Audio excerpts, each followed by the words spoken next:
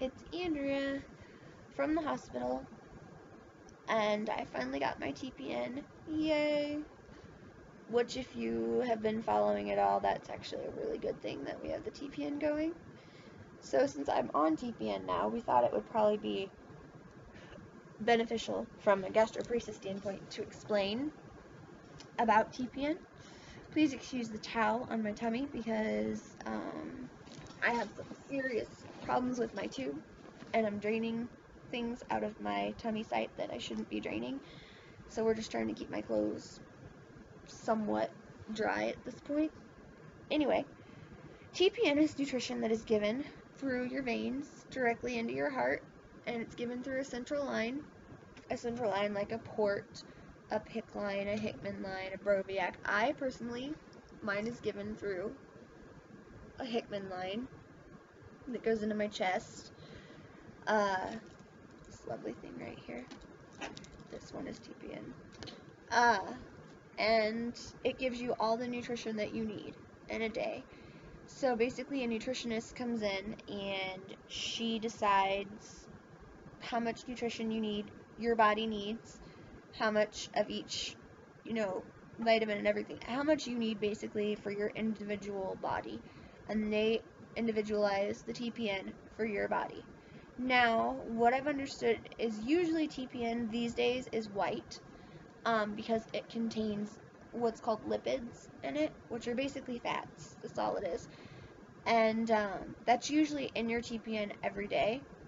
Well, what I was explaining to you yesterday is that there's a shortage of lipids, so they have had to make it to where you get your lipids twice a week. So instead of every single day, you get your fat twice a week. What you're getting, the amount that you need, you're just getting it instead of daily, you get it twice a week, pretty much.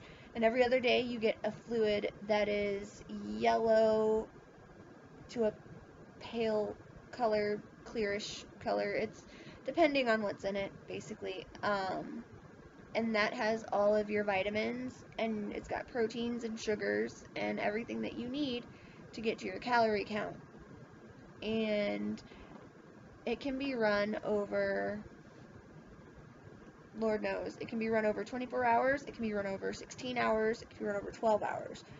Mine is 24 hours currently, which means that I am never not hooked up, unless it is to change clothes or take a shower or something like that. But other than that, I'm hooked up all the time. It just depends. You pee a lot, I'm not gonna lie, and the shorter amount of time you want the bag going, the more you're gonna pee, because the higher your rate's gonna go. But anywho, mine is going because I am officially, my intestines have failed. They are not working. They do not function. They do not absorb anything that is necessary for me to get nutrition. So these last few months, I've been going without pretty much anything, which has left me in a pretty bad state physically. I've been bedridden, in a wheelchair, just not in a good place physically, at all. And now we are slowly going to get some nutrition back, and slowly but surely the goal is for me to get some strength and not be in a bed all the time. So I'm excited about that, and I'm sure my son is excited too. And yeah, so that's the goal about it. And like I said, I would gladly get it. I have a GJ tube, which is where I would normally get my nutrition, but again, my intestines don't work. So right now, I'm doing what is called venting.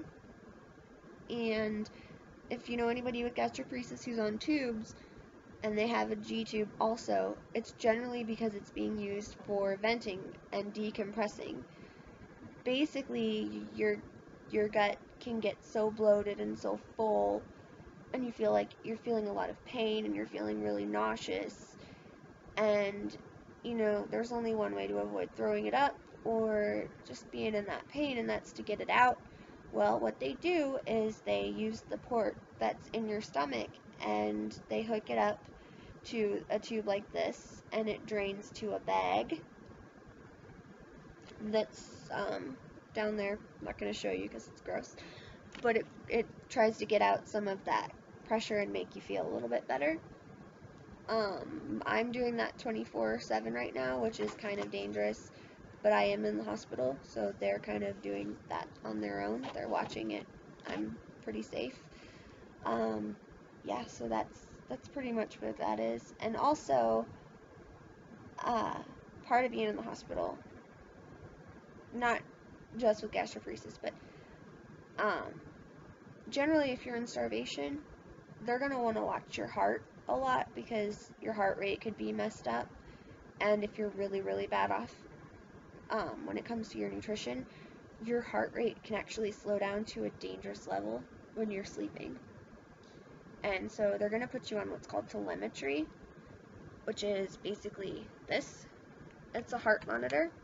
All these leads are attached to your torso, and it's so they can watch your heart rate at the desk, and they make sure that you're okay. I mean, if a lead comes off, they come in and wake you up and put it back on, and it's a big deal. They pay attention. It's not like they have a big protocol for it. It's called telemetry or tele if you hear all the time. I'm on it because of starvation and also because of I have what's called prolonged QT syndrome.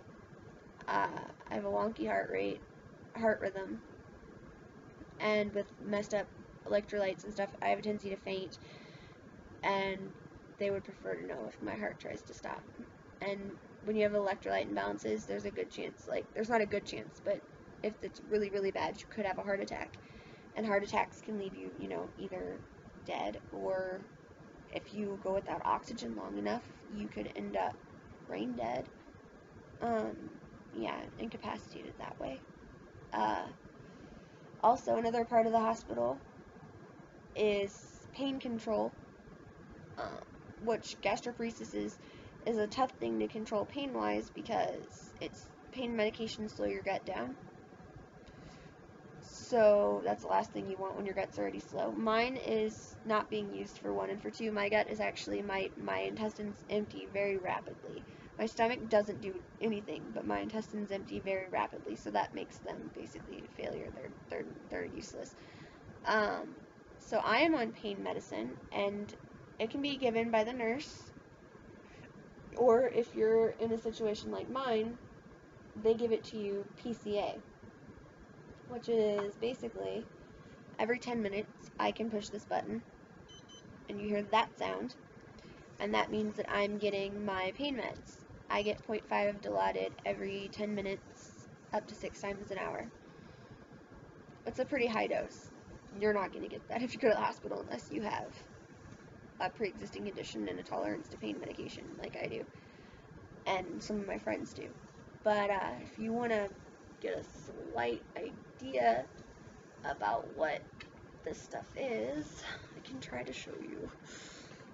Forgive me if I can't do this very well. Okay, so the big bag up there is TPN. The little bag is obviously IV fluids, and then that pump in the middle right there is the pain medication. But that big bag up there is the TPN. That's where all my nutrition is coming from currently. Whoops, sorry. But yeah, it's actually, it's a blessing and a curse. I'm not going to tell you. If you have an option to do J feeds and stuff, do them. TPN is a last resort and also a life-saving resort for those of us who can't use our intestines. But it's dangerous. Anytime you have to have a central line, that's dangerous for a blood infection. I've had 5 of them, and I've been lucky, by the grace of God, to stay out of the ICU and to be here, because a lot of people pass away because of blood infections. A lot of people die from sepsis. And I've been lucky not to. But TPN feeds infections. The dextrose in it, the sugar, feeds them. So it becomes watching your heart and everything. If you get an infection, it's critical to get it under control. And they immediately stop the TPN and everything until the infection is clear out of your bloodstream. So it's important, to to last resort. And also, it's very bad for your liver. Those lipids that you need, they're not natural. They're not being produced naturally in your body, and it can cause fatty liver, which basically destroys your liver. And a lot of people have ended up, from long-term TPN, have ended up on a transplant list for a new liver. So again, I'm gonna give you the heads up that it's a great thing for people who are in a situation where they cannot get nutrition and they're gonna die without it. And it gives you back a quality of life that you couldn't have without it. But like, tube feeding is safer. Tube feeding is safer than TPN. Eating is safer than all of it, if you can, which I understand with this disease. We never know if we're gonna be able to tolerate food or not. But in my case, this has been life-saving. It's been tough. I really, really miss my son and my husband. Right now, I Skype with them most of the day whenever he's not at work, and I will be really happy when I get to go home.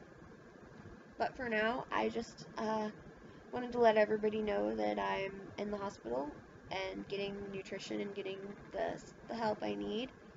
And everybody's been really great so far. My surgery team is what took over. My surgeon is the one that decided to get things rolling. So I'm on a transplant floor, actually.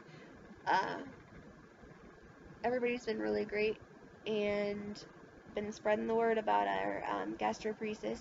Got my lime green pillow pet and lime green blanket here. So doing my best to keep awareness up, and people are listening, so hopefully that helps. Not being shy, telling them straight up what's going on to spread awareness about both the gastroparesis and about eating disorders. I've been talking a lot about that too. So, yeah, basically this is just me updating, and I wanted to give everybody like a quick overview about what TPN was. That was a very quick overview about it. There's a lot to go into it, but for the most part, it's nutrition that's going to go straight to your heart, and I told you the risk and everything. But yeah, it's part of gastroparesis. It's part of the lifestyle with intestinal failure, and I pray that you guys don't have to have it from this end, that you don't have to be in the bed getting it, but at least be knowledgeable about it so we can spread awareness that some of us do have to go this route. Anyway, as always, I am thinking about everybody and always interested in comments and ideas for possible blogs or vlogs, so feel free to tell me or ask me. You can ask me anything. Like I said, always honest, and hopefully I will have something for you guys soon, probably again before I leave the hospital. I will try to be more conscious about making videos, because I've been kind of lax about that lately. But anyway, any questions, ask. If not, if you have anything you just want to ask me personally, feel free. I have no secrets to hide anything. This is all about awareness. This is all about sharing my story so others can see that they're not alone, and that helping people who don't suffer from this disease understand what we do go through and understand some of the concepts of the procedures and the treatments and all that stuff. So if you have a comment as a caregiver or a fellow sufferer or just curious, feel free to let me know. If not, God bless, and I hope that all of you have a great day or night or whatever whenever you're seeing this. Rock on, guys.